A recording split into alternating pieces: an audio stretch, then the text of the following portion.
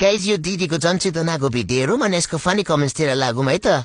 हस्तमै छुन हस्तेको बारेमा थुप्रै भिडियोहरू हेर्नुभयो होला, त्यो राम्रो हो भन्ने विषयमा पनि हेर्नुभयो होला। पहिलो नम्बरमा पर्छ तपाईको पछि पछि गएपछि त्यो इन्ट्रेस्ट घट्दै जान्छ। जब आफ्नो पार्टनरसँग तपाईहरु सम्भोग गर्न जाँदै हुनुहुन्छ त्यति बेला तपाईको इन्ट्रेस्ट घट्छ, किनकि मास्टरबेसन तपाईले कति बेला गर्नुहुन्छ, त्यस्तै खालका फोटाहरू देख्दाखेरि, त्यस्तै खालका बिया फिल्महरू देख्दाखेरि चाहिँ हस्दै गर्नुहुन्छ।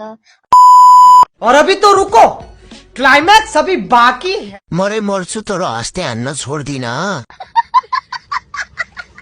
हस्ते नै ठिक दुनियाँसँग गएर बिरङ्गी लगाउनु भन्दा त हातमा भएको त्यही एउटा सिप छ, त्यो पनि छोड्नु भन्छ यार। अच्छा त्यसो भए तिमी आएर थाहा पाउनु उत्तानो परेर के बोले भाई? अब के बोले? दिनमा 2-3 गरिएन भने निन्द्रा नै लाग्दैन हजुर, के गर्नु? बरु भात खान छोडिन्छ तर छोड्न ना बाबा ना।